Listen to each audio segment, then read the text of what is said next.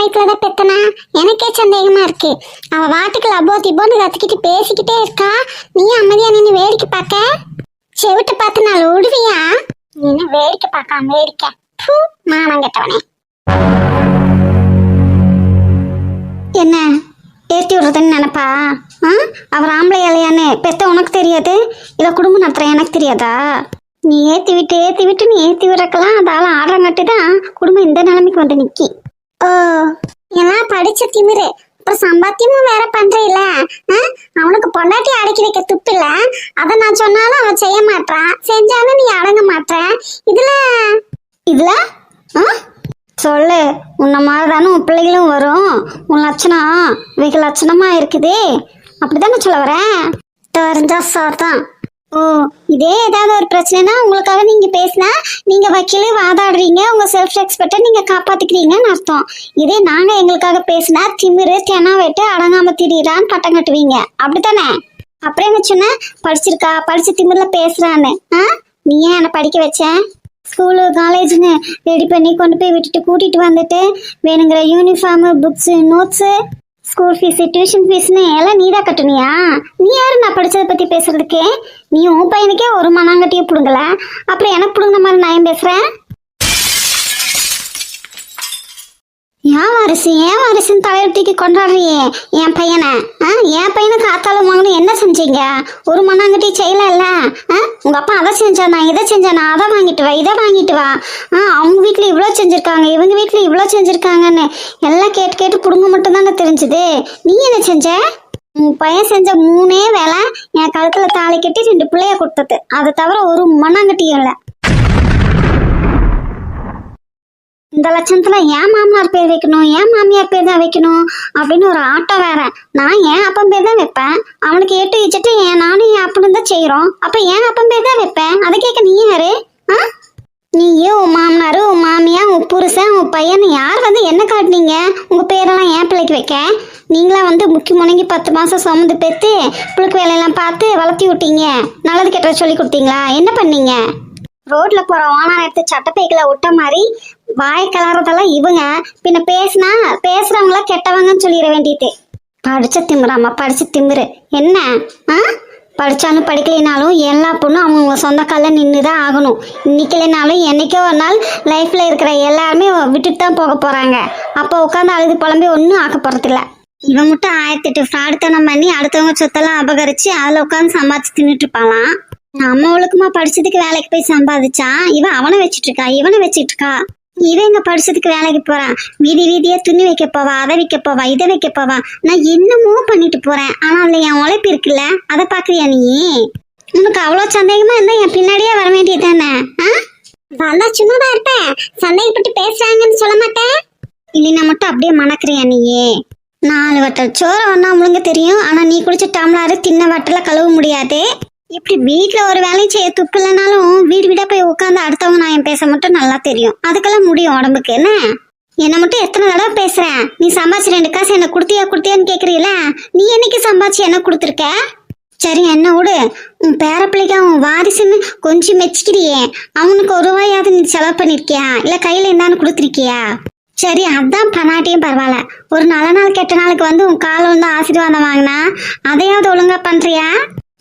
சீனி போடுறக்கே பையனை அனுப்பி விட்டுட்டா. இவன் நல்லாவான்னு ப்ரூஃப் பண்றாளாமா. எவங்களோட போய் சம்பாதிச்சுட்டு வந்தது காசுல எடுத்ததோ இந்த ட்ரெஸ் அது இதுன்னு இப்படியே தானே நான் பேசுறேன். ஏன் உனக்கு தெரியாதானே எவங்களோட பொண்ணுன்னு? நீ தானே வந்து அசிங்கமா ஏதாவது சொல்லிட போறேன். உன் பேரன் கூட தான் நான் ஸ்கூலுக்கு போறேன் வரேன்னு உனக்கு தெரியாதா? இல்ல டியூஷன் எடுக்கிறது உனக்கு தெரியாதா? எங்க வீட்டுல இருந்து என்ன யாராவது பார்க்க வந்தாங்கன்னா கையில காசு 2 கொடுத்துட்டு போறது உனக்கு தெரியாதா? அப்படியே ஒன்றும் தெரியாத மாதிரியே இத்தனை பேச்சு பேசுறியே. அப்புறம் இதுக்கு பீரோல நான் எங்க காசு ஒழிச்சு வச்சிருந்தாலும் எல்லாத்தையும் தேடி எடுத்து செலவு பண்ணிக்கிறேன். அந்த ஃப்ராடு வேலையெல்லாம் பார்க்க தெரியுதா? அப்ப தெரியலையா அந்த காசு எங்கிருந்து எப்படி வந்துச்சுன்னு? என்ன உன்ன மாதிரி நினைச்சிட்டியா? சொல்லு, என்ன உன்ன மாதிரி நினைச்சிட்டியா? நீ அவன் கூட எப்படியெல்லாம் போய் சம்பாதிச்சுட்டு வந்தியோ அதே மாதிரி நானும் சம்பாதிச்சுட்டு வருவேன்னு நினைச்சிட்டியா? நீ என்ன இந்த பேச்சு பேசுறீன்னா ஒண்ணு நீ அப்படி இருந்திருக்கணும், இல்ல உன் வீட்டு வழியில யாராவது அப்படி வந்திருக்கணும். ஏடா நான் இவளோட மாமியாரு உன்னோட அம்மான்னு கூட பார்க்காம அவ என்ன பேச்செல்லாம் பேசுறா, நீயும் நின்று அமைதியை கேட்டே இருக்க. இங்க இந்த அழுதுட்டு சீனு போறதெல்லாம் இதோட நிறுத்திக்கோ. அதெல்லாம் டோட்டலி வேஸ்ட்டு. ஏன்னா உன்னை பத்தி தெரிஞ்சுங்க யாருமே வந்து உனக்கு சப்போர்ட் பண்ண மாட்டாங்க. உன் பிள்ளையே பண்ண மாட்டாரு. பண்ணா என்ன நடக்கும்னு அவருக்கு தெரியும். ஓ, அப்ப அந்த அளவுக்கு அவனை மயக்கி வச்சிருக்கியா இல்ல மிரட்டி வச்சிருக்கியா?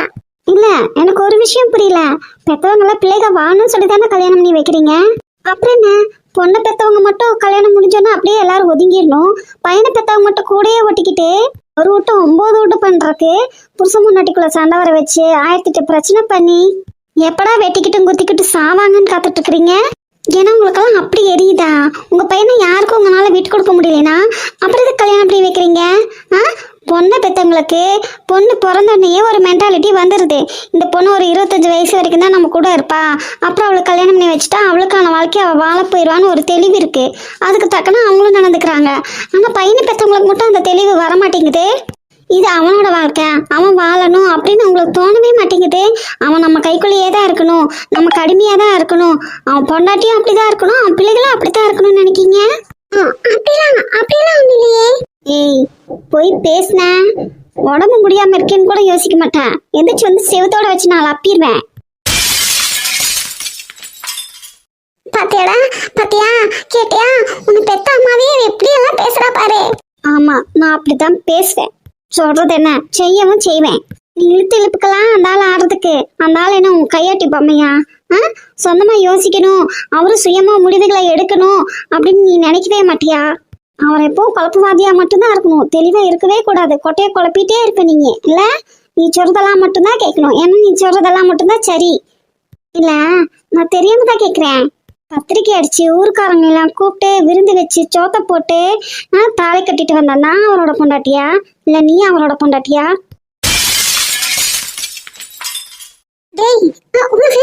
நல்லா கேக்குறா பாருடா. இது கூட அவளுக்கு தெரியாதா? அவன் கல்யாணம் பண்ணிக்கிட்டு வந்தா, ஆனா என்ன எப்படி எல்லாம் பேசுறா பாருடா. ஓ, அப்ப நான் தான் அவரை கல்யாணம் பண்ணிருக்கேன். அந்த அறிவு தெளிவு உனக்கு இருக்கா? ஏன் நீதான் அவன் கூட சோடி போட்டுக்கிட்டு நின்று போட்டோலாம் எடுத்து அவமெல்லாம் பண்ணி வச்சிருக்கேன். இன்னைக்குதான் என் வாழ்நாளையும் ரொம்ப உடம்பு முடியாம போயிடுச்சேன்னு வருத்தப்படுறேன். இல்லைன்னு வச்சுக்கேன், எந்திரிச்சேன் செருப்பு கட்டி நான் அப்பிட்டு போயிடுவேன். இல்ல, மனசாட்சி இருக்கா உனக்கு? கல்யாணத்துக்கு மண்டபம், பத்திரிக்கை, வாத்தியம், போட்டோ, வீடியோ, சாப்பாடு, டெக்கரேஷன் எல்லாத்துக்கும் எங்க அப்பா வந்து ஈக்குவலா காசு போட்டிருக்காரு. என் அப்பா காசு, என் புருஷன், நான் ஜோடியா நின்று போட்டோ எடுப்பேன். உனக்கு என்ன வயிறு எரியுது? தேவைன்னா நீ உன் புருஷன் கூட போய் நின்று எடுத்துக்க வேண்டியதானே? நீ அதையெல்லாம் பண்ண மாட்டேன், ஆனா அடுத்தவங்களை பார்த்து பொறாமப்படுவேன். ஏன்னா உனக்கெல்லாம் வயிறு எரியத்தான் செய்யும். நீங்கெல்லாம் எப்பேற்பட்ட கழுசடிக்கன்னு எனக்கு தெரியாதா என்ன? உங்க அப்பா, உங்க அண்ணன், தம்பி, உன் புருஷன், உன் கொழுந்தனாரு, மச்சாண்டாரு, உன் மாமனாரு, என் புருஷன், என் புருஷனோட அண்ணன் தம்பி, என் பையன், என் மருமகன், இப்படி எல்லாருமே உன் பேச்சு மட்டும்தான் கேட்கணும். ஏன்னா நீ எவ்வளோ பெரிய அப்பாட்டக்கரை தெரியுமா? உனக்கெல்லாம் ஒரு புருஷன் பத்தாது, ஊரால் இருக்கிற எல்லா புருஷனும் உனக்கு தான் வேணும். உன்னை எல்லாம் வீட்டுக்குள்ள மருமகளா கூட்டிட்டு வந்ததுக்கு என்னென்ன பேசணுமோ பேசு. அவனு கேட்டுட்டே நிக்காம பாரு. இரு, அப்படியே நடிக்காத. என்னையும் என்ன மாதிரி பொண்ணுங்களுக்கு எத்தனை நாள் ஆதங்கம், அதை நானாவது கேட்க வேண்டாமா? இதான சந்தர்ப்பம் ஆச்சிருக்கே, இப்பதானே கேட்கணும். அது எப்படி நீ என்ன கல்யாணம் பண்ணி கூட்டிட்டு வந்தியா? தாலின்னு உன்னை கட்டி வீட்டுக்கு சம்பளம் இல்லாத வேலைக்காரியா கூட்டிட்டு வந்துட்டு இவங்களுக்கு வீட்டு வேலை பார்க்கறக்கும் இவங்க நினச்சப்பெல்லாம் புள்ள பேத்து கொடுக்குற மிஷினாவும் பார்த்துக்கிட்டு பொண்டாட்டியா கூட்டிட்டு வந்தாங்களா? பொண்டாட்டியா நாங்கள் வாழணும்னா கூட்டிட்டு வந்தீங்க? பெருசா பீத்திக்கிறேன் மருமகளாம் நொட்டுன புடுங்கன்னுட்டு. இது வரைக்கும் ஏன் இஷ்டப்படி தலை சீவி, ஏன் இஷ்டப்படி ட்ரெஸ் பண்ணி, ஏன் இஷ்டப்படி பொட்டு வச்சு கோயிலுக்கு லைப்ரரிக்குன்னு போறக்கு என்னைக்காவது விட்டுருக்கியா? பெருசா பேச வந்துட்டான். இத்தனையே முத்து பிறந்து ஆப்ரேஷன் பண்ணியிருந்தது தெரிஞ்சும் வீட்டுக்கு சாணி போட்டே ஆகணும் நின்று தையலை பிரிஞ்சு அப்படி ரத்தம் வந்துச்சு, வலையில அப்படி துடிச்சேன். அப்பவாது கண்டுக்கிட்டியா? அப்பெல்லாம் தோணலையா நான் உனக்கு மருமகன்னு? அப்பவும் இந்த ஆளுக்கெல்லாம் அறிவல்ல. இப்போ என் மாண்டையை உடச்சு உட்கார வச்சிருக்கேன், இப்பவும் இந்த ஆளுக்கெல்லாம் அறிவல்ல. இல்லை அறிவு வருமா வராதா, இல்லை மண்டையில் ஏதாவது இருக்கா இல்லையான்னு எனக்கும் தெரியல. ஏன்னா அவங்க அம்மா அந்த மாதிரி மேனுஃபேக்சரர் எப்படியோ அதை பொறுத்து தானே ப்ராடக்ட் இருக்கும். நீயே சொல்லு, உண்மை தானே? ஏன்னு சொல்றேன்னா, நான் உடம்பு முடியாம இருந்தப்ப வேலை செஞ்சப்பவும் அவருக்கு வலிக்கல.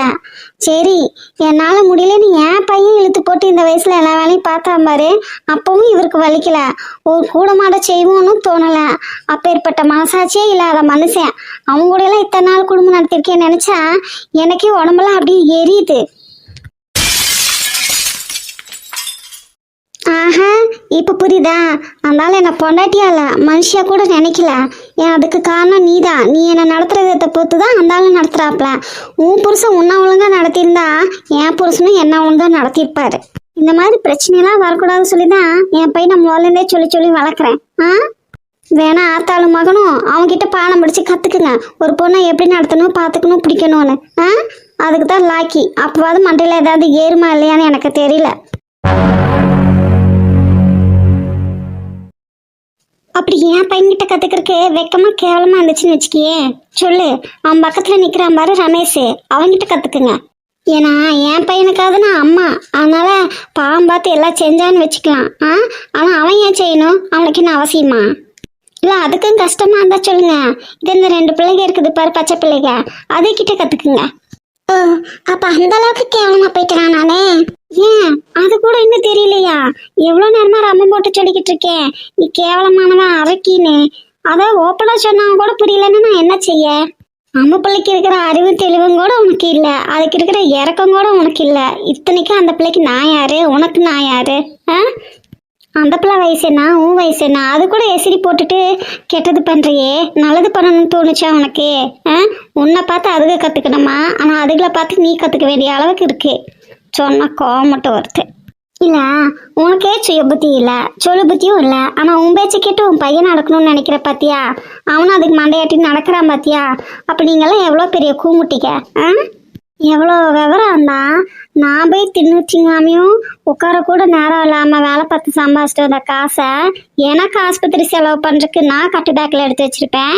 அதை போய் எடுத்துட்டு வான்னு அம்முக்கிட்ட சொல்லி அது தூக்கம் கூட முடியாமல் இழுத்துட்டு வருது. இத்தனைக்கு நீ சொம்பளை அடிச்சு அந்த பிள்ளை சொல்லுது, அத்தைக்கும் அலறா வலிக்கு சொல்றா ஆஸ்பத்திரிக்கு போறோன்னு. ஒரு வார்த்தை கூட அப்படியானது என்னை கேட்கவும் இல்லை, அந்த பிள்ளைகிட்டையும் கேட்கல, என்ன ஏதுன்னு எட்டியும் கூட பார்க்கல. காசை கொண்டு போறா, அவங்களுக்கு கொடுக்குறா, இவங்களுக்கு கொடுக்குறான்னு அந்த பிள்ளைய பேட்டை கொண்டு அடிச்சிருக்கியே. உனக்கெல்லாம் மனசாட்சி இருக்கா? அரக்கி விட கேவலமான ஜென்மல நீ. அப்போ அந்த பிள்ளைக்கு வலிக்குதுன்னு சொல்ல தெரியல, மண்டையில ரத்தம் ஒழுகுது, முத்துவோட கொடையை எடுத்து நான் அடிச்சது இல்லை. அப்போ கூட அந்த அடியை வாங்கிக்கிட்டு திருப்பி அடிக்கத்தானே செஞ்சேன். நமக்கு அடிச்சா வலிக்கிற மாதிரி தான் அந்த பிள்ளைக்கும் வலிக்கும்னு தோணல பத்தியா உனக்கு? நீ எல்லாம் அப்ப என்ன செய்யணுமா? இல்லை சொல்லு. ஏன்னா அடிச்சு தள்ளி விட்டுட்டு நீ பாட்டிக்கு போறையே, பனிக்கூட நீ தள்ளி விட்டதும் உடஞ்சிடுச்சு. அந்த பிள்ளைக்கு தெரியுது முத்து பேக்கில் இருக்கிற வாட்டர் கேன் எடுத்து தண்ணி கொடுக்கணும், எப்படியாவது தூக்கணும்னு போய் யாராவது கூப்பிடணும்னு சொல்லி என்ன பண்ணுறதுன்னு தெரியாமல் டைரி எடுத்து ஃபோன் பண்ணுது. உனக்கு அதெல்லாம் தோணல பார்த்தியா? அப்போ நான் செத்தா நல்லது, இதோட தலைமுழுகியும்னு நினச்சிருப்பேன். முத்து மட்டும் வரல, அவன் மண்டையில மட்டும் இல்லை என் மண்டையிலையும் அந்த குழவி கல்லை தூக்கி போட்டு கொண்டு இருப்பேன். இத்தனையும் பண்ணிவிட்டு கொஞ்சம் கூட வெக்கமான சூடு சோர்ண குற்றுணர்ச்சி எதுவுமே இல்லாம நான் அவ்வளோ கேவலமா போயிட்டேனா? என்ன அப்படி பேசுற இப்படி பேசுனேன்னு கேட்குறேன். நான் எவ்வளோ பொறுமையான ஆளா இருந்தா இவ்வளோ நிதானமா உட்காந்து பேசிட்டு இருக்கணும். என் பையன் எவ்வளோ பொறுமையானவனா இருந்தா இவ்வளோ நேரம் அமைதியா நிக்கணும். சரி, நாங்களாவது வீட்டில் ஒரு ஆள் ஏதோ புத்தி கேட்டு போச்சு, பைத்தியம் ஆயிடுச்சாக்குன்னு நினச்சிட்டு விட்டுறலாம் மனுச்சு. ஆனால் சத்யாக்கு என்ன அவசியம்? அவளோட பதவி என்ன? அவள் பிள்ளை மண்டையை உடச்சதுக்கு நேரம் உன்னை என்னென்ன பண்ணியிருக்கணும் தெரியுமா? ஆனால் அவளும் தாமதம்னு குதிக்கல. அவன் புருஷன் கமிஷனரு, அவரும் நின்று அமைதியாக தான் கேட்டுட்டு இருக்காரு, எதுவும் பண்ணலை உன்னை. இப்போ புரியுதா? இங்கே இருக்க எல்லாருமே உன்னோட வயசில் சின்னவங்க தான். அவங்களுக்கு எந்த சூழ்நிலையும் நின்று நிதானமாக யோசிச்சு முடிவு எடுக்கணும்னு தோணுது. ஆனால் உனக்கு அப்படி தோணலை. எது எடுத்தாலும் பதட்டம், அவசரம். அது மட்டும் இல்லை, தன்னை விட யாரும் சிறந்தவங்களா இருந்துடக்கூடாது அப்படிங்கிற எண்ணம் உனக்கு மட்டும் இல்லை, உலகத்தில் இருக்கிற எல்லா மாமியார் கிழவிகளுக்கும் இது இருக்கு. நீங்கள் சமைக்கிறதா பெஸ்ட்டுன்னு சொல்லணும், நீங்கள் துவைக்கிறதா பெஸ்ட்டுன்னு சொல்லணும், நீங்கள் செய்தாலாம் மட்டும்தான் எல்லாரும் பெஸ்ட்டுன்னு அப்படியே உங்களை பாராட்டிகிட்டே இருக்கணும்.